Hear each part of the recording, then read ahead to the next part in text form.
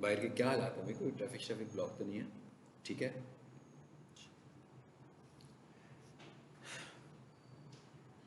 Notepad plus plus install हो गया था ना सबका? आपका भी कुछ हुआ कि नहीं हुआ? आपका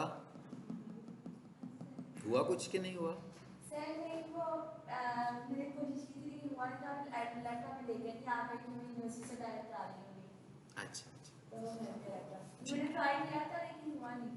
नहीं हुआ, ठीक है। बाकी सबका हो गया? मेरे पे कैसे हुआ? मेरे पास लैपटॉप है ही नहीं एंड्रॉइड का। हम्म। मेरे पास एंड्रॉइड का लैपटॉप नहीं है। माइक्रोसॉफ्ट का? वही हाँ, लेना पड़ेगा माइक्रोसॉफ्ट वाला आपको। लैपटॉप आप लाते, मैं को ट्राई मार लेता। चलो जब आप लाओगे ना फिर देखूंगा, नेक्स्ट टाइम लाओगे। अच्छा जी, स्टार्ट करते हैं। ये हमारे पास नोटपैड प्लस प्लस है, यहाँ से हम शुरू करने लगे। अगला लेसन यही था मेरा ख्याल है, जो खुला हुआ है, जो हमने प्रीवियसली लिया था, यही वाला था। ये टाइटल का टैग इसमें लग गया, ठीक है।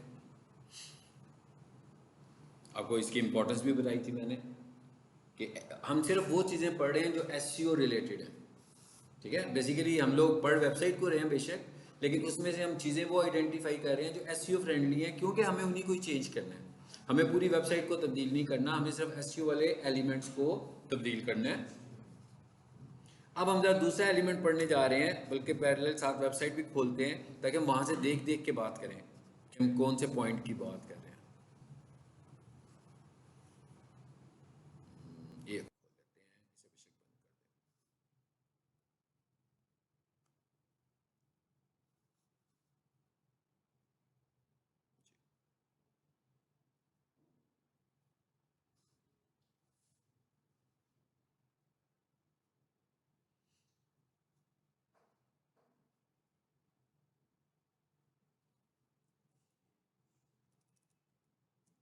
यहाँ पर मैं एक वेबसाइट खोलता हूँ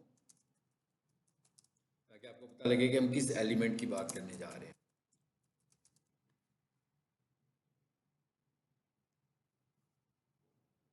ये तो था टाइटल, देख लेना। ये इंपॉर्टेंस है कि जब भी कोई बंदा कुछ सर्च करता है तो गूगल जो डाटा एक्सट्रैक्ट करके लाता है, वो मेन डाटा जो होता है वो टाइटल का उठा के लाता है। ये जो नीचे वाला हिस्सा आ रहा है ना, ये मेटा का भी हो सकता है और किसी पेज के अंदर से, इसको भी हम बाद में डिस्कस करेंगे, इसको नहीं भी हम डिस्कस कर रहे हैं। तो इस वेबसाइट को मैं खोलता हूँ।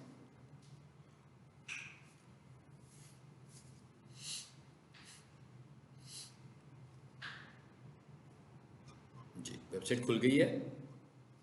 अब जरा इस वेबसाइट को देखें तो ये ऊपर हमें टाइटल नजर आ रहा है और ये जो तस्वीर नजर आ रही है इसको हम बोलते हैं फेविकॉन।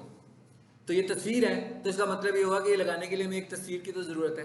नंबर वन, सबसे पहले तो हमें किसी तस्वीर की ज़रूरत है। और फेविकॉन में जो आप तस्वीर लगाते हो वो पीएनजी होनी चाहिए। अगर आपने यहाँ पर वेबसाइट को खोलकर उसका कोड चेक करना है तो इस पर राइट क्लिक करें और व्यू पेज सोर्स करें, ये ऑप्शन आ रहा है। और इसका शॉर्टकट जो है वो कंट्रोल यू है। जी आगे। अभी जरा फेविकॉन का टैग देखते हैं, इसको जूम को बड़ा कर लेता हूँ मैं, इसका जरा नजर आ जाए सबको। जी मिल गया फेविकॉन, लाइन नंबर 45। ये टैग है ना, ये वेबसाइट से हम पिक कर रहे हैं। इसका मतलब है दूसरी चीज क्या है कि वो वहां पर इमेज लाने के लिए ये जो इमेज है इस टैग की वजह से आ रहा है। तो इसे मैं कॉपी कर लेता हूँ फिलहाल यहाँ से और यहाँ लाकर इसको पेस्ट करता हूँ। ये टैग क्या है हमारे पास? टैग हमारे पास है लिंक, यानी कि टैग कौन सा है? लिंक का। उसके आगे लिखा हुआ है R E L. R E L stand for relation. अच्छा, अब एक टैग है, जैसे ये हेड टैग है, HTML टैग है, टाइटल टैग है, लेकिन ये वाला जो टैग है इसके अंदर ऑप्शंस भी हैं। बाकी के टैग में ऑप्शंस नहीं थी। टैग की जो ऑप्शंस होती हैं उन्हें हम ऑप्शन नहीं बोलते, तो मैंने समझाने के लिए वर्ड इस्तेमाल किया। टैग की ऑप्शंस को हम बोलते हैं एट्रीब्यूट, यानी टैग के अंदर जो मजीद चीजें नजर आ रही हैं हम उन्हें क्या बोलेंगे? एट्रीब्यूट्स। तो टैग का लिंक का जो पहला एट्रीब्यूट है वो क्या है? REL. REL stands for relation. REL stands for relation.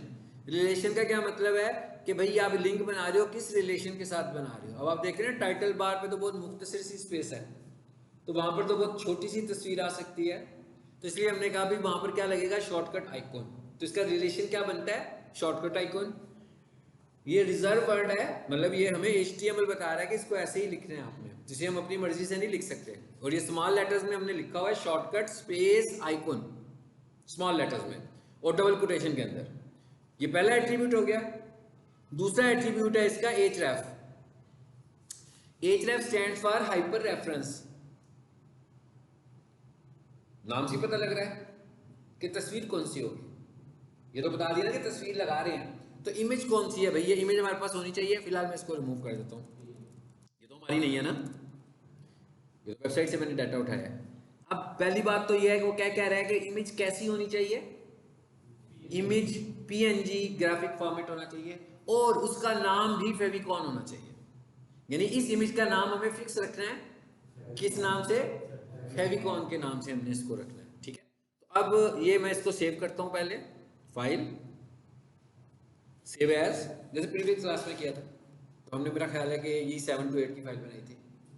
तो यहाँ पर मैं इसको सेव करने जा रहा हूँ। ये HTML की फाइल है, जो न्यू स्टूडेंट है मैं उनको बता रहा हूँ। यहाँ पे नाम रखेंगे और यहाँ पर सेव एज टाइप में आकर यहाँ से हम टाइप को चूज करते हैं। बहुत सारी टाइप्स आ रही हैं, आपने यहाँ से टाइप चूज करनी है, कौन सी जी, hypertext markup language file, और उसके बाद इसको सेव कर देना है। पुराने स्टूडेंट ने इस क्लास में सीखा था ये काम। सेव हो गया, लेकिन अभी कुछ रह गया ना, ये टैग पूरा तो नहीं है। यहाँ पर तस्वीर का लिंक देना है। ये फाइल जिस फोल्डर से चल रही है मैं उस फोल्डर पे जाता हूं,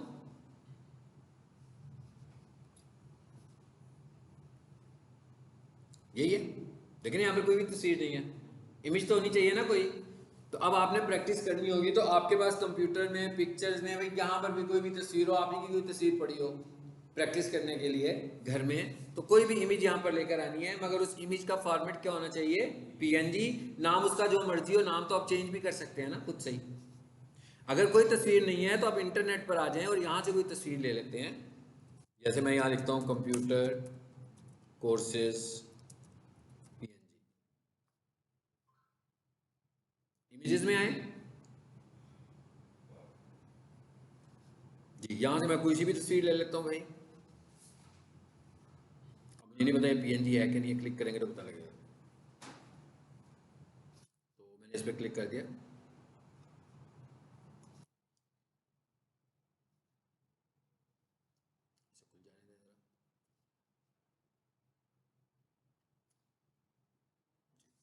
ये इस पर राइट क्लिक करके इससे सेव करें, जरा देखें कौन सी है। राइट क्लिक और सेव इमेज एज, तो JPG निकल आई अंदर से। हाँ, हम इमेजेस के फॉर्मेट को चेंज भी कर सकते हैं ऑनलाइन ही, ठीक है ना। ऑनलाइन टूल्स हमारे पास होते हैं, वो हम बाद में देख लेंगे। अभी फिलहाल मैं कोई तस्वीर ले लूँ जो कि हमें PNG मिले।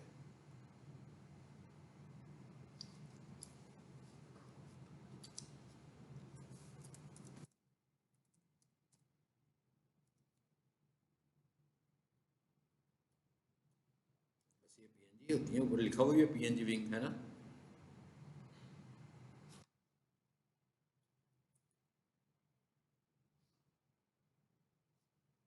अच्छा भाई, एक काम करते हैं, इसी को सेव कर लेते हैं यार, आपको पता भी लग जाएगा। हाँ, इसको हम PNG बना लेते हैं ताकि आपको बनाने का तरीका भी आ जाए।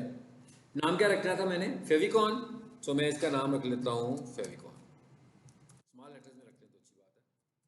फाइलों के नाम ना कैपिटल लेटर्स में नहीं रखने चाहिए हमें, ठीक है, स्मॉल लेटर्स में रखने चाहिए। कैपिटलाइजेशन भी नहीं करने की जरूरत। छोटी ABC, एग्जैक्टली छोटी ABC।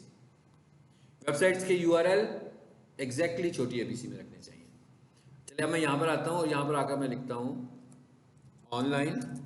अब हम क्या करने जा रहे हैं, बेसिकली मेरे पास JPG है, तो मैं कहता हूँ भाई JPG to PNG कन्वर्टर।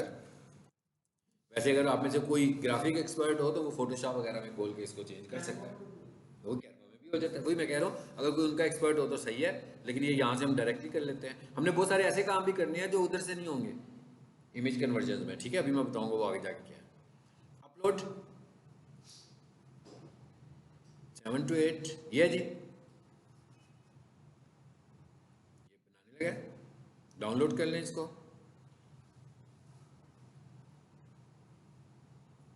चलिए डाउनलोड करें जी। बन गई PNG ना। सो कोई इतना मुश्किल काम नहीं था। इसको भी यहाँ से हम कॉपी करके वहाँ ले जाते हैं। खोलो नहीं भाई इसको, डाउनलोड से। अब देखें ना हमारी HTML फाइल किसी और लोकेशन पर है, तो ये तो डाउनलोड पे आया, वो पुराने वाला तो JPG था, तो मैं इसको डाउनलोड से उसी में रख लेता हूँ। नहीं तो मुझे रूट देना पड़ेगा इसका, मतलब इसका बताना पड़ेगा ये कहाँ है वो कहाँ है, अलग अलग लोकेशंस हो गई। तो ज़्यादा अच्छा तरीका ये है कि मैं इसको यहाँ से कॉपी करता हूँ, कट करता हूँ और वहाँ पे ले जाता हूँ और पेस्ट कर दिया। अब ये PNG होगी, वो JPG है, उसकी तो हमें ज़रूरत नहीं है, इसको हम डिलीट कर देते हैं। ये हमारी PNG हो गई। अब हम क्या करें जी, कोडिंग में आए और यहाँ आकर लिखें favicon.png, ठीक है।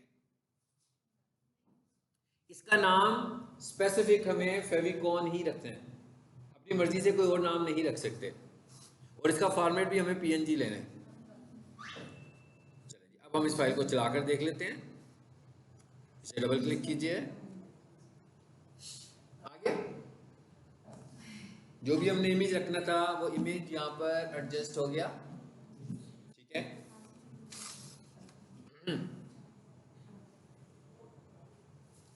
बाद में अब आगे चलते हैं। यानी कि अब हमने दो टैग्स देख लिए। ये टैग भी SEO की रिक्वायरमेंट है। अगर ये वेबसाइट बनाने के लिए जरूरी होता तो शायद मैं आपको ना बताता। यानी कि SEO का एक फैक्टर क्या था कि टाइटल को सेट करो। SEO का दूसरा फैक्टर क्या है कि फेविकॉन नहीं लगा हुआ तो लगाओ, ठीक है। फेविकॉन नहीं लगा हुआ तो लगाना है हमने। अब हम जरा इसके तीसरे फैक्टर पर आ जाते हैं, बॉडी के अंदर। अगर हम यहाँ पर आकर वेबसाइट को देखें, जो भी मैंने खोली थी, यहाँ पे खोली थी शायद जी। अब नीचे आ गए हम वेबसाइट में, और ये इमेजेस हैं, इमेज की बात बाद में करेंगे। यहाँ से हम शुरू कर रहे हैं। यानी आपकी वेबसाइट का कंटेंट जहाँ से शुरू हो रहा है वहाँ पर क्या लिखा हुआ आ रहा है, एक हेडिंग और उसके बाद नीचे पैराग्राफ। तो इनको जरा हम स्ट्रक्चरल फॉर्म में अगर समझ लें इन दो चीज़ों को, तो हम ये कह सकते हैं कि ये वाला जो टेक्स्ट है ये इस पैराग्राफ का हेडर है। और अगर हम ये कहें कि ये जो हेडिंग है ये किस रिलेशन में आ रहा है, ये इसका सब कंटेंट है, ठीक है।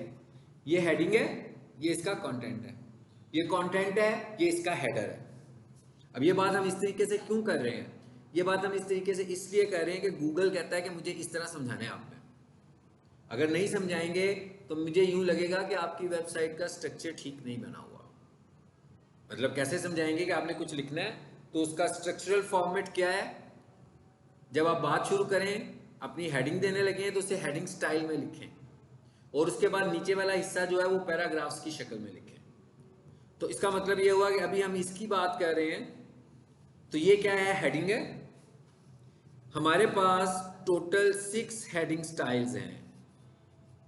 जब यहाँ वापस आइए, देखते हैं यहाँ पर शायद हेडिंग की फाइल पड़ी हो, यहाँ पड़ी होगी। क्या लिखा हुआ जी, 5 to 6 फर्स्ट फाइल खोलें जरा, है ना इसमें हेडिंग जी है, इसमें हेडिंग नजर आ रही है। कंट्रोल यू करते हैं, मेरा टाइम सेव करने के लिए ये किया है जी। आगे हेडिंग्स, ये कहाँ से शुरू हो रही है, H1 से। इसको भी मैं जरा कॉपी करके ले जाऊं, फिर उधर जाके इसको ये आ गया H6।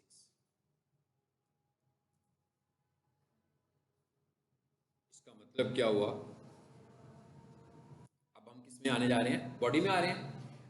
ना टाइटल हमने बॉडी में लिखा, ना फेविकॉन हमने बॉडी में लिखा, ये दोनों हमने कहाँ लिखे, हेड में लिखे, मगर ये वाला काम हम बॉडी में कर रहे हैं। टोटल हमारे पास कितने हेडिंग स्टाइल्स हैं, टोटल हमारे पास 6 हेडिंग स्टाइल्स हैं, H1 से लेकर H6 तक।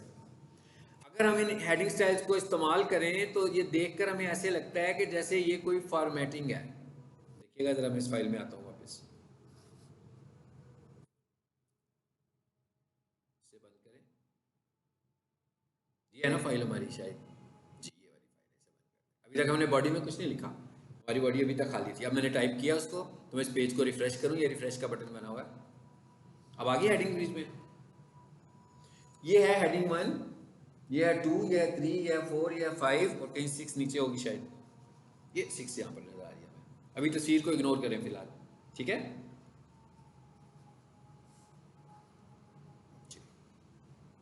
एक काम करें, जरा इग्नोर नहीं होती ना तो इसको हम वैसे ही खाली कर देते हैं, तस्वीर नजर ना आए।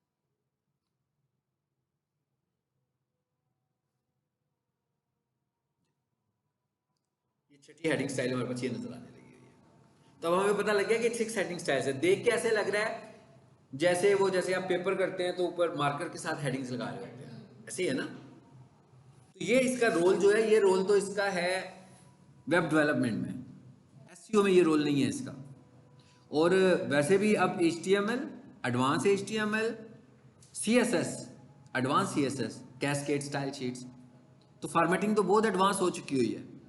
सो हम इतनी पुरानी टेक्नोलॉजी को फॉर्मेटिंग के लिए तो इस्तेमाल नहीं कर रहे। ये बेसिकली गूगल की डिमांड है और ये गूगल के उन मेन फैक्टर्स में से जो टॉप फैक्टर्स हैं किसी वेबसाइट को रैंक करने के लिए, उसमें ये शामिल है कि use of heading styles in your website content, कि आपकी वेबसाइट के कंटेंट में हेडिंग स्टाइल इस्तेमाल होना चाहिए। अगर आपकी वेबसाइट में हेडिंग स्टाइल इस्तेमाल नहीं हो रहा तो गूगल ये कहेगा कि आपकी वेबसाइट स्ट्रक्चरली वीक है, आपकी वेबसाइट का स्ट्रक्चर ठीक नहीं है, इसको ठीक करें। इसकी एग्जांपल क्या है, ये क्यों ऐसे कह रहा है गूगल। जैसे हम लोग बुक रीडिंग करते हैं, तो जैसे हम कोई कंटेंट पढ़ना शुरू करें, कोई चैप्टर रीड करना शुरू करें, तो कहीं से चैप्टर शुरू होता है, तो उसके ऊपर चैप्टर नेम, फिर पेज, फर्स्ट पेज पे आते हैं, तो वहाँ पर पहले एक हेडिंग होती है। और आमतौर पर आप बुक्स में देखते हैं हेडिंग के साथ एक नंबर भी साथ लगा होता है, 1 डॉट लिखा होता है। उसके नीचे एक छोटा सा पैराग्राफ उसको डिफाइन करता है, या बड़ा पैराग्राफ उसे डिफाइन करता है। उसके बाद जब हम नीचे आते हैं तो अगर तो वो टॉपिक कंप्लीटली एक्सप्लेन हो गया हो तो फिर 2 लिखा हुआ होता है। लेकिन अगर वो टॉपिक कंप्लीटली एक्सप्लेन ना हुआ हो, उसके कुछ पार्ट्स अभी आगे और हों, तो फिर लिखा हुआ आ रहा होता है 1.1। फिर उसका भी कुछ कंटेंट आ जाता है, फिर लिखा हुआ आता है 1.2। तो हम सब अच्छे तरीके से अंडरस्टैंड कर लेते हैं इस बात को कि भाई ये हेडिंग का सब टॉपिक है, ऐसे ही है ना। मतलब कहीं नहीं लिखा होता उन्होंने कि ये सब टॉपिक है, लेकिन उसकी वजह से हमें अंडरस्टैंडिंग मिल जाती है कि ये इसका सब टॉपिक है। तो ये ह्यूमन साइकोलॉजी बुक रीडिंग के साथ इसको अंडरस्टैंड कर लेती है। गूगल कहता है कि भाई ये वाली जो हायरार्की है आपने अपनी वेबसाइट में भी रखनी है, कि इस तरीके से वेबसाइट को बनाएं कि कोई बंदा रीड कर रहा हो तो उसे पता लगे कहाँ पर मेन टॉपिक है, कहाँ पर सब टॉपिक है। और ये एक्चुअली हेडिंग स्टाइल हम यूजर्स के लिए नहीं लगा रहे, ये हेडिंग स्टाइल्स हम गूगल के लिए लगा रहे हैं कि गूगल को ये समझ आएगा। देखें ना, मिसाल के तौर पर मैं ये कहता हूँ भाई मैंने अपनी वेबसाइट रैंक करनी है, फाइन। तो हमने कहा भाई गूगल पे पहले पेज पर पहले नंबर पर हमारी वेबसाइट आ गई, ओके। मगर कैसे आई, गूगल को कैसे पता लगा कि ये आपका कीवर्ड था? भाई क्या हमने उन्हें कॉल करके बताया कि भाई ये हमारी वेबसाइट है, ये हमारा कीवर्ड है, तो इसको पहले नंबर पे कर दो? ऐसे तो नहीं होगा ना। गूगल का अपना कोई सिस्टम है जो इसे रीड कर रहा है। और गूगल कैसे रीड कर रहा है? भाई गूगल को क्या पता है कि एक बंदा कारपेट वॉशिंग करता है, एक बंदा एजुकेशन सेल करता है, एक बंदा ओवन बेचता है, एक बंदा पंखा बेचता है, तो उसके कीवर्ड्स क्या होंगे? गूगल ने आइडेंटिफायर्स रखे हुए हैं अपने पास जिनसे वो कहता है कि इस जगह पर जो इस्तेमाल करोगे वो कीवर्ड है। उसमें से पहली जगह कौन सी थी? टाइटल। दूसरी जगह कौन सी आ गई? Heading style. तो अब इसका मतलब क्या हुआ कि गूगल ने जब आपको रैंक करना होगा तो उसने जो कुछ आपने टाइटल में लिखा हुआ है उसको आपका कीवर्ड समझना है। जो कुछ आपने हेडिंग स्टाइल में लिखा हुआ है उसको आपका कीवर्ड समझना है। आप टाइटल बार में लिख देते हो होम, तो गूगल के मुताबिक होम ही आपका कीवर्ड है। आप हेडिंग स्टाइल में लिख लेते हो वेलकम टू पीक सॉल्यूशंस। अब ना तो होम ऐसा कीवर्ड है जिसपे हमें ट्रैफिक मिलनी है, और ना वेलकम टू पीक सॉल्यूशन ऐसा कीवर्ड है जिसपे हमें ट्रैफिक मिलनी है। लेकिन गूगल ये समझ के बैठा हुआ है कि ये आपके कीवर्ड्स हैं। रीजन क्या है उसकी रीजन ये है कि आपने उस जगह पर जिसको वो कीवर्ड के तौर पर आइडेंटिफाई कर रहा था वहां पर आपने कीवर्ड मैसेज नहीं दिया, वहां पर आपने आम सा कोई मैसेज। समटाइम ऐसा भी हो सकता है किसी ने क्लिक हेयर का बटन लगाया और उसको भी हेडिंग स्टाइल कर दिया, सो गूगल समझेगा कि क्लिक हेयर भी आपका कीवर्ड है। साइंस समझ में आ रही है क्या है? यानी कि हमें बेसिकली हम उन चीजों को आइडेंटिफाई कर रहे हैं, हम उन HTML टैग्स को आइडेंटिफाई कर रहे हैं जिनके ऊपर SEO अप्लाई होनी है। ये जब हमारे पास वेबसाइट आती है तो पूरी तैयार हुई होती है ना। हो सकता है कि जो वेबसाइट अभी मैं आपको दिखा रहा हूं, जिसका ये हेडिंग स्टाइल आप देख रहे हैं, हमने क्या लिखा हुआ है हेडिंग में, प्रोफेशनल किचन इक्विपमेंट, तो अगर आप नोट करें तो इसके टॉप पर क्या लिखा हुआ आ रहा है, प्रोफेशनल किचन इक्विपमेंट इन पाकिस्तान।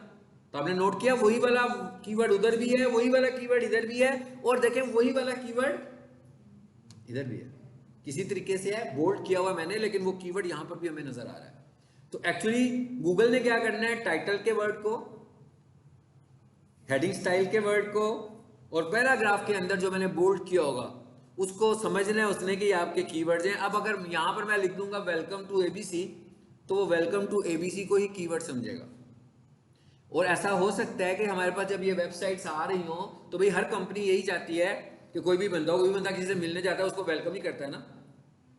तो वही कह रहा है भाई बंदा हमारी वेबसाइट पर आए तो सबसे पहले हम उसे वेलकम करते हैं कि welcome to Dastagir engineering, welcome to peak solutions, welcome to stars academy. अब ये वेब डेवलपर के पॉइंट से ठीक होगा, ये बिजनेसमैन के पॉइंट से भी ठीक हो सकता है, मगर ये पॉइंट हमारे लिए बहुत ही रॉन्ग है। हम सबसे पहले यहां से हटाएंगे welcome to stars academy Lahore.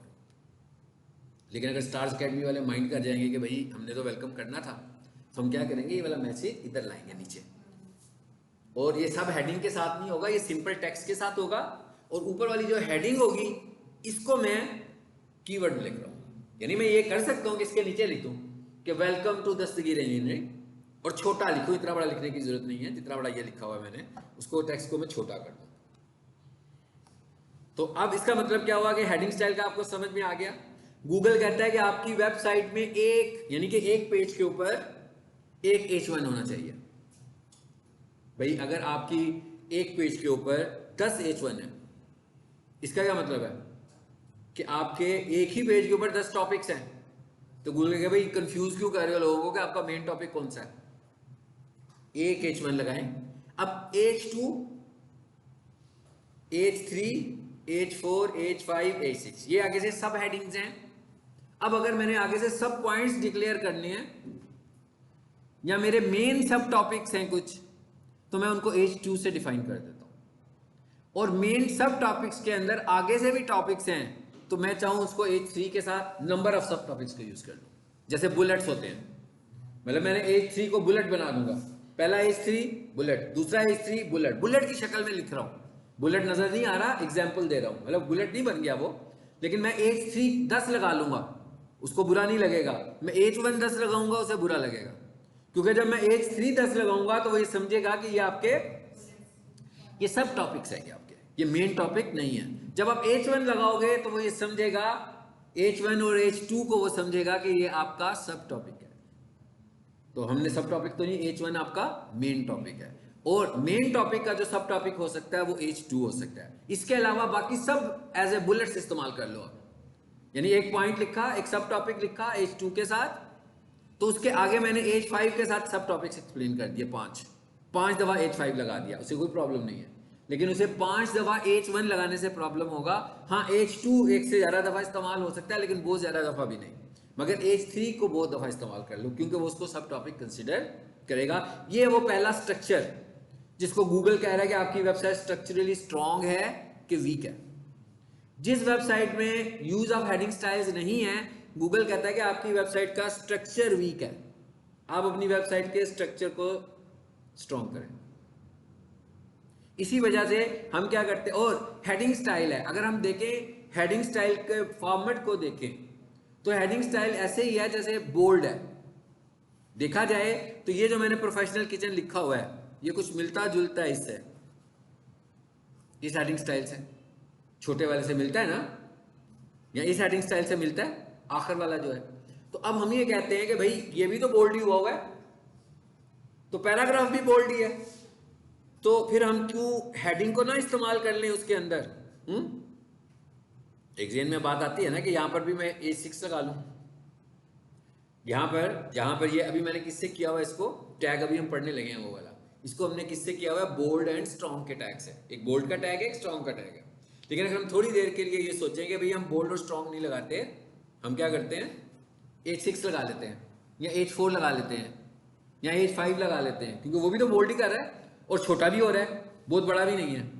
सो ये एक बहुत बड़ा सिंटेक्स एरर है गूगल के लिए, प्रोग्रामिंग के लिए नहीं, गूगल के लिए। क्योंकि गूगल क्या कहता है, गूगल कहता है कि जो हेडिंग स्टाइल है वो आपके कंटेंट का हेडर है। तो जो कंटेंट का हेडर है वो पैराग्राफ में कंटेंट में कैसे आ सकता है? मतलब साइंस तो ये है ना, कंटेंट का हेडर क्या है? वो ये कह रहा है कि ये जो आपने 3 लाइनें लिखी हुई हैं इसकी एक हेडिंग है, वो हेडिंग आपने हेडिंग स्टाइल में लिखनी है। अब ये जो कंटेंट लिखा हुआ है, अगर मैं इसके अंदर ये किसी टेक्स्ट को हेडिंग स्टाइल कर दूंगा तो लॉजिकली तो एरर आ गया ना एक, यानी वो समझेगा कि ये भी आपकी हेडिंग है, जबकि ये आपकी हेडिंग नहीं है, ये तो आपका कंटेंट है। पॉइंट समझ में आ रहा है क्या पॉइंट बता रहा हूं मैं? कि कंटेंट और हेडिंग का डिफरेंस बता रहा हूं कि किस चीज को हम हेडिंग बोलते हैं। यानी आप एक कागज के ऊपर सब कुछ लिखें, मैं आपको कोई टॉपिक लिखने को बोलूं और मैं आपसे कहूं कि भाई इसकी हेडिंग्स भी लिखना और इसका थोड़ा सा कंटेंट भी लिखना, और आपको एक पेंसिल दे दूं लिखने के लिए, आइडेंटिफाई करना बहुत मुश्किल हो जाएगा, क्योंकि सारे का सारा कंटेंट एक जैसा ही चल रहा है, पहचान नहीं पाएंगे ना। लेकिन अगर आपके हाथ में मैं एक मार्कर पकड़ा दूं और साथ एक पेंसिल भी दे दूं, अब जब आप लिखोगे तो मुझे पता लगता जाएगा कि कौन सा हेड है और कौन सा कंटेंट है। अब गूगल भी यही कह रहा है, लेकिन गूगल मार्कर को नहीं समझ रहा, गूगल किसको आइडेंटिफाई कर रहा है? गूगल अपने बताए हुए टैग्स को ढूंढ रहा है H1 से लेकर H6 तक, और कहता है भाई ये H1 और H6 जो हैं ये हेडर्स ऑफ पैराग्राफ हैं, ये पार्ट ऑफ पैराग्राफ नहीं हो सकते। अगर आप इन्हें पार्ट ऑफ पैराग्राफ बना दोगे तो ये लॉजिकली एरर है, यानी ये आपकी वेबसाइट की एसईओ के लिए एक पुअर फैक्टर है। ठीक है, तो इसका मतलब ये हुआ कि पैराग्राफ के अंदर जिस चीज को हम इस्तेमाल करेंगे वो हेडिंग स्टाइल नहीं होना चाहिए। हेडिंग स्टाइल कितने हैं? H1 से लेकर H6 तक, इनमें से कोई भी नहीं होना चाहिए वो। ठीक है, कोई एक भी नहीं होना चाहिए। ओके, अब जरा कोडिंग में आ जाते हैं वापस। क्लियर हो गया जी यहां तक? अच्छा, उसके बाद इसी फाइल को देखें जरा, इस फाइल को, ये मैंने वो एग्जांपल की हुई है, यहां पर एक पैराग्राफ लिखा है। अच्छा, अब एक और टैग है हमारे पास पैराग्राफ लिखने के लिए, जरा देखिएगा यहां पर, आपको पता लग जाएगा कहां से मैंने पैराग्राफ लिखा। पता लग रहा है ना, लाइन नंबर 12 में पैराग्राफ लिखना शुरू कर रहा हूं। कौन सा टैग है? पी का टैग है, बट पी का tag is not a part of SEO. ठीक है, मतलब पी के टैग में हमने एसईओ को लेके कुछ भी नहीं करना, पी के टैग को एसईओ को लेकर हमने कुछ नहीं करना, जीरो काम करना है। मगर आपकी वेबसाइट का जो कंटेंट टाइप हो रहा है, पैराग्राफ जब भी लिखा जाएगा पी के टैग से ही लिखा जाएगा ना, तो हमें उसकी पहचान होनी चाहिए कि भाई ये पैराग्राफ है, बस यहां पर एसईओ नहीं है कोई। अब इसके अंदर जो कंटेंट लिखा हुआ है वो ये लिखा हुआ है, we are leading professional kitchen equipment manufacturer and supplier in Pakistan, for example, इतना मैंने लिखा। और फिर मैंने ये कहा कि इसके अंदर से ये वाला जो टेक्स्ट था ये मेरा कीवर्ड था, इसके अंदर से मैंने कहा कि ये वाला टेक्स्ट मेरा कीवर्ड है। अब भाई गूगल को कैसे पता लगेगा? गूगल ये कहता है कि अगर आप पैराग्राफ के अंदर कुछ कीवर्ड के तौर पर हाईलाइट करना चाहते हैं, कैसे हाईलाइट करें? अगर आप पैराग्राफ के अंदर कीवर्ड के तौर पर कुछ मैसेज देना चाहते हैं कि ये पैराग्राफ जो मैंने लिखा हुआ है इसमें ये कीवर्ड है, तो उसको आप बोल्ड कर दें या स्ट्रॉन्ग कर दें या एम्फेसिस दें, उसके ऊपर जोर दें, उस पर EMP का एक टैग होता है, लेकिन हम ज्यादा इस्तेमाल करते हैं बी को और स्ट्रॉन्ग को। बी भी बोल्ड करता है, स्ट्रॉन्ग भी बोल्ड करता है। बी जो है वो HTML की ओल्ड टेक्नोलॉजी है, स्ट्रॉन्ग जो है वो HTML की न्यू टेक्नोलॉजी है। इसका मतलब क्या हुआ कि भाई गूगल किसको कंसीडर करने वाला है? हम क्या करते हैं, हम इसको भी यूज कर लेते हैं, और जब हमने पैराग्राफ्स में टेक्स्ट बोल्ड करना होता है तो कभी हम बोल्ड भी यूज करते हैं और कभी हम स्ट्रॉन्ग यूज करते हैं। अगर कोई बंदा वर्डप्रेस की वेबसाइट यूज कर रहा होगा तो वो देखेगा उसमें बी का कोई, उसकी कोड में जाएंगे तो वहां पर बी का टैग नहीं होगा, वहां पर स्ट्रॉन्ग का टैग होगा, क्योंकि वो सारे का सारा नया वर्जन है ना उसका बैक एंड पे। ठीक है, लेकिन बी और स्ट्रॉन्ग बिल्कुल एक जितना वेट रखते हैं। ठीक है, अब हमने क्या किया, हमने कहा भाई ये हमारा कीवर्ड है तो हमने इसको बी कर दिया। फिर दूसरा कीवर्ड मैंने समझाया कि ये कीवर्ड है तो मैंने इसको भी स्ट्रॉन्ग कर दिया। दोनों का मतलब एक ही है। बेसिकली मैं दो जगहों पर इसलिए इस्तेमाल किया कि आपको इनका दोनों का इस्तेमाल आ जाए, इसलिए मैंने ये अलग-अलग लिखा, अदरवाइज मैं एक भी लिख सकता था जी। अब आप जब यहाँ पर आकर देखेंगे तो आपको रिजल्ट में कुछ फर्क नहीं लगेगा, थोड़ा सा फर्क सिर्फ ये लग रहा है कि उसका P कैपिटल है, K कैपिटल है और E कैपिटल है। किचन का के स्मॉल लेटर्स में है और सोल्यूशन भी स्मॉल में है। इतना सा आपको विड्थ हाइट का डिफरेंस नजर आ रहा होगा। इसके अलावा एग्जैक्टली जिस तरीके से उसने बोल्ड किया है उसी तरह उसने बोल्ड किया है। सो अब उसने हमें दूसरी चीज क्या बताई कि पैराग्राफ में अगर आप कुछ कीवर्ड के तौर पर हाईलाइट करना चाहते हो तो उसे क्या कर दो, बोल्ड स्ट्रॉन्ग कर दो, बोल्ड कर दो या स्ट्रॉन्ग कर दो। अब मैं बार बार एक टर्म इस्तेमाल कर रहा हूं कीवर्ड, जो कि इस फेज के बाद हम उसको स्टडी करेंगे। लेकिन इंपॉर्टेंट बात यह है कि भाई कीवर्ड कितना होना चाहिए, ठीक है। अब थोड़ा सा हम ना कंटेंट के हवाले से कुछ मेजर बातें डिस्कस करने लगे हैं, चाहे वो ब्लॉग हो चाहे वो वेबसाइट हो। जी क्या कंटेंट के हिसाब से हम बात करते हैं कि कीवर्ड की डेंसिटी कितनी हो सकती है, ठीक है। कीवर्ड डेंसिटी, इसका क्या मतलब है? कीवर्ड डेंसिटी का मतलब कीवर्ड कितना इस्तेमाल कर सकते हैं वेबसाइट पे। मिसाल के तौर पे मैं ये कहता हूँ भाई कि मेरी एक वेबसाइट है और हम कह भी रहे हैं कि कीवर्ड की वजह से हम रैंक हो रहे हैं, तो फिर तो फौरी तौर पर हमारे जहन में यही बात आती है कि भाई कीवर्ड बहुत ज़्यादा इस्तेमाल करो, जितना कर सकते हैं। नहीं, लेकिन गूगल ने उसके लिए एक लिमिट दी हुई है, कहता ज़ोर ज़बरदस्ती नहीं करनी। अगर आप ज़ोर ज़बरदस्ती करेंगे तो मुझे तो लगेगा कि भाई आप कीवर्ड के लिए काम कर रहे हैं, लोगों के लिए नहीं काम कर रहे हैं कि आपका कीवर्ड जल्दी से रैंक हो जाए। तो इसके लिए गूगल ने कहा कि आप इसे यूज़ कर सकते हैं कितना, 2.5%, नॉट 2.5 कीवर्ड्स नहीं कह रहा हूँ, 2.5% कह रहा हूँ ऑफ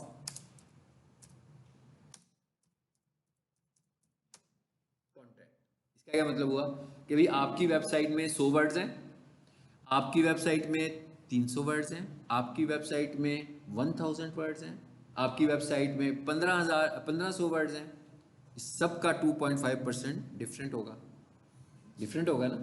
100 वर्ड्स में कम होंगे, 300 वर्ड्स में ज़्यादा हो जाएंगे। तो इसका मतलब क्या हुआ कि अगर आप ज़्यादा कीवर्ड्स को मैनेज करना चाह रहे हैं तो आपको क्या करना पड़ेगा, कंटेंट बढ़ाना पड़ेगा। अब कंटेंट बढ़ाने का ये भी मतलब नहीं है कि भैया आपकी वेबसाइट किसी बंदे ने पकड़ी हो तो हाथ में इतना बड़ा वॉल्यूम हो, पढ़ा भी ना जाए किसी से। हाँ, आपका कंटेंट उतना बड़ा होना चाहिए कि जितना आपका स्कोप है, जितनी आपके पास इंफॉर्मेशन है। रेपिटेशन नहीं करनी है आपने उसमें कोई। गूगल रेकमेंड करता है, वर्डप्रेस रेकमेंड करता है कि आपके पेज के ऊपर 300 वर्ड्स हों, लेकिन 300 वर्ड्स भी हम कम समझते हैं। हम समझते हैं 500 800 वर्ड्स को हम अच्छा समझते हैं। मैक्सिमम अगर आपको कंटेंट ज्यादा लिखना हो तो आप 1500 वर्ड्स लिख सकते हैं। नंबर 1, पहला रूल तो समझ में आ गया कि भाई पेज के ऊपर कंटेंट कितना लें, मिनिमम 300 वर्ड्स। अब जो बंदे के पास एक पेज का कंटेंट 300 वर्ड्स है और एक पेज का कंटेंट 800 वर्ड्स है, तो ज़्यादा कीवर्ड्स कौन यूज़ कर पाएगा? 800 वाला। तो इसका मतलब क्या हुआ कि हम कोशिश करेंगे कि कंटेंट बड़ा लिखें ताकि कीवर्ड्स यूज़ ज़्यादा कर लें हम लोग। नंबर 1। अच्छा, अब दूसरी चीज़ क्या है? दूसरी चीज़ है कि जैसे आप बुक स्टडी करते हैं, आप बुक्स पढ़ते हैं, अब आपके एक टॉपिक शुरू होता है, एक चैप्टर शुरू होता है, और वो चैप्टर जो है ना वो कोई 10 सफ़ों पर है, और उसके अंदर जो पैराग्राफ्स बने हुए हैं वो 6 बने हुए हैं। आपके लिए कंफर्टेबल है अंडरस्टैंडिंग लेना? 10 पेजेस एंड 6 पैराग्राफ्स। इसका मतलब है कि कुछ पैराग्राफ्स तो एक पेज से भी बड़े हो गए हैं। तो वो जब आप पैराग्राफ पढ़ना शुरू करेंगे तो आपको तो समझ में भी कुछ नहीं आएगा, आपको तो नहीं समझ में आएगा क्या है भाई, इसका मतलब क्या था। अब इसको एकदम मैं उल्टा कर दूं और मैं ये कहूँ कि 10 पेजेस हैं और 10 पेजेस के 30 पैराग्राफ हैं, तो पर्पजली आपको अच्छा समझ में आना शुरू हो जाएगा एकदम। तो इसका मतलब क्या हुआ, अभी आपको मैं कंटेंट लिखने के रूल्स बता रहा हूं। गूगल क्या कहता है कि आपका कंटेंट छोटे छोटे पैराग्राफ्स की शक्ल में होना चाहिए। नंबर 1, मेरा पहला रूल, कि आप पैराग्राफ्स की लेंथ छोटी होनी चाहिए भाई, 2 से 3, maximum 3 sentence fine.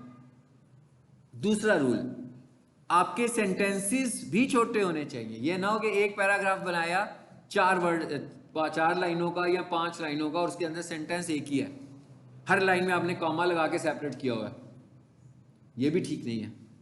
Number of sentences, sentences भी ज्यादा होने चाहिए,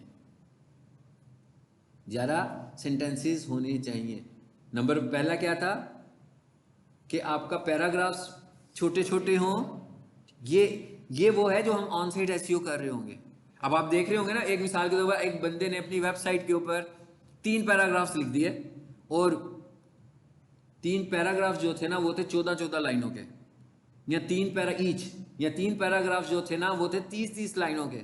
तो ये काम तो बड़ा सिंपल सा है, ये तो कोई मुश्किल काम नहीं है, इसमें तो एसईओ का भी कोई रोल नहीं है। मैं मेरे पास जैसे ही वो आएगा तो मैं सबसे पहले क्या करूंगा, उसको डिवाइड कर दूंगा। अच्छा, उसके बाद और अच्छी बात होगी कि अगर मैं पैराग्राफ्स को हेडलाइंस भी दे दूं, ऐसे ही है ना, आप हेडिंग्स वाले पॉइंट्स अच्छे तरीके से आपको समझ में आ जाते हैं। फिर मैं क्या करूंगा कि उसके जो बड़े बड़े सेंटेंसेस होंगे उन्हें छोटा करूंगा। ये सब हम एसईओ के फैक्टर्स पढ़ रहे हैं, ये कंटेंट मैनेजमेंट को देख रहे हैं कि कंटेंट किस तरीके से हमें मैनेज करना है।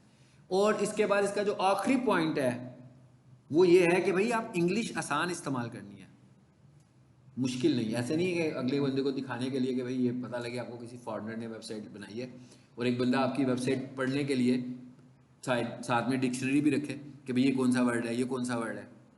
तो कहने को तो ये अच्छा है कि भाई इंग्लिश बड़ी अच्छी है, मगर ये गूगल इसको भी रिकमेंड नहीं करता। कहता भाई ऐसे वर्ड्स हैं जो कॉमन इंग्लिश वर्ड्स होने चाहिए, इजी टू रीड। ये भी उसका होता है कि आपकी वेबसाइट की रीडेबिलिटी अच्छी हो। ये रीडेबिलिटी में क्या आ रहा है, रीडेबिलिटी में छोटे पैराग्राफ्स आ रहे हैं, रीडेबिलिटी में छोटे सेंटेंसेस आ रहे हैं, रीडेबिलिटी में इजी इंग्लिश आ रही है, ये सब कुछ रीडेबिलिटी में आ रहा है। तो अब हमें ये भी पता लग गया कि हमारा कंटेंट कितना बड़ा होना चाहिए, और ये कंटेंट मैनेजमेंट की बात भी हो गई। और हमें ये भी पता लग गया कि रेशो कितनी होनी चाहिए भाई, 2.5%। एक बंदे ने क्या किया हुआ, अपनी वेबसाइट में 25% कीवर्ड लगाए हुए हैं, तो इसे हम बोलेंगे कीवर्ड स्टफिंग हो रही है ये। कीवर्ड स्टफिंग का क्या मतलब होता है?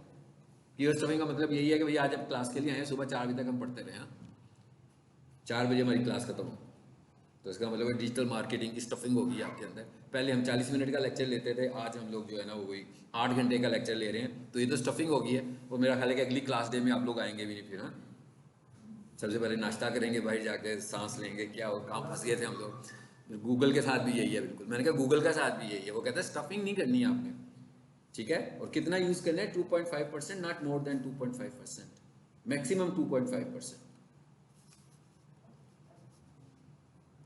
अच्छा, अब हमने बोल्ड भी देख लिया, हमने स्ट्रॉन्ग भी देख लिया।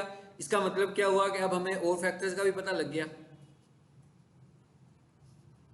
अब हम इस वेबसाइट को देखें अगर कि हमने इसका मतलब ये हुआ कि मैंने टाइटल में आकर कुछ एज एसईओ एक्सपर्ट मैंने कहां पे काम करना है, टाइटल पे। एज ए जो कुछ मैंने पढ़ा दिया अभी, एज एसईओ एक्सपर्ट मैंने फेविकॉन देखना है। एज एसईओ एक्सपर्ट मैंने देखना है भाई हेडिंग स्टाइल्स का इस्तेमाल ठीक हुआ है कि गलत हुआ है। एज एसईओ एक्सपर्ट मैंने उसके कंटेंट को रीड करना है। एज एसईओ एक्सपर्ट मैंने देखना है कि क्या कीवर्ड यूज भी हो रहा है कि नहीं हो रहा, पैराग्राफ छोटे हैं कि बड़े हैं, सेंटेंसेस किस तरह के बने हुए हैं, इंग्लिश इजी है कि नहीं है इजी, तो मैं कुछ इंग्लिश को भी इजी करूंगा, ठीक है। सो ये इस तरह करने से क्या होगा, आपकी वेबसाइट की रीडेबिलिटी बेहतर होगी। फिर हमारे जो पैराग्राफ्स हैं, क्या मैंने उसको बोल्ड और स्ट्रॉन्ग किया हुआ है? ये नहीं है कि भाई सारी की सारी वेबसाइट ही बोल्ड और स्ट्रॉन्ग कर दूं। सो गूगल पे ये भी कहेगा कि भाई बोल्ड स्ट्रॉन्ग को आपने एक्सेसिव यूज किया हुआ है, H1 को आपने एक्सेसिव यूज किया हुआ है, वो ये बताएगा आपको। इसका मतलब है कि ये भी एसईओ के स्टैंडर्ड्स के अगेंस्ट जा रहा होगा, ठीक है। अब रह क्या गया जिसको हम नेक्स्ट क्लास में देखने वाले हैं जी। अब इस वेबसाइट में देखें, हमें पैराग्राफ्स भी पता लग गया, हेडिंग का भी पता, इसका बोल्ड स्ट्रॉन्ग का भी पता लग गया, हेडिंग्स का भी पता लग गया। तो भाई बच गए यहाँ, क्या बच गया आपको दिख रहा है, क्या बच गया वो बताएं मुझे। तस्वीरें बच गई है ना। अब हम जैसे इस इमेजेस को अगली क्लास में हम टारगेट करेंगे, और एक बचेगा हाइपरलिंक। ये दो चीजें अब बच जाएंगी, तो आप समझो कि एसईओ के जो एलिमेंट्स हमने HTML के पॉइंट से अंडरस्टैंड करने थे वो कर लिए।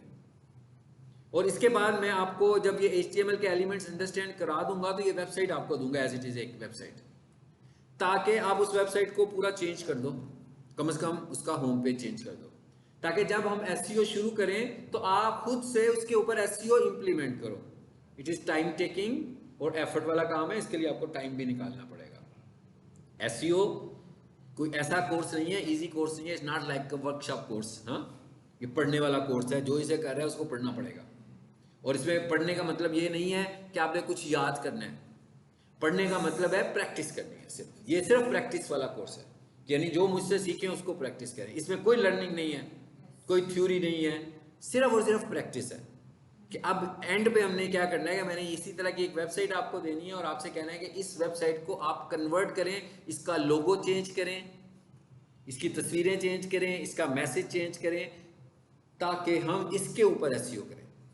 और मैं आपको एसईओ पढ़ाऊंगा, आप घर में इसके ऊपर एसईओ करोगे, अपनी वेबसाइट के ऊपर लोकल, जिसके पास अपनी डोमेन होगी, होस्टिंग होगी, उस पर इसे अपलोड भी कर सकता है। नहीं तो लोकली तो कर ही सकते हो कंप्यूटर पे, मुझे लाकर दिखा सकते हैं, मैं उसमें फॉल्ट बताऊंगा इसमें क्या फॉल्ट है। ठीक है।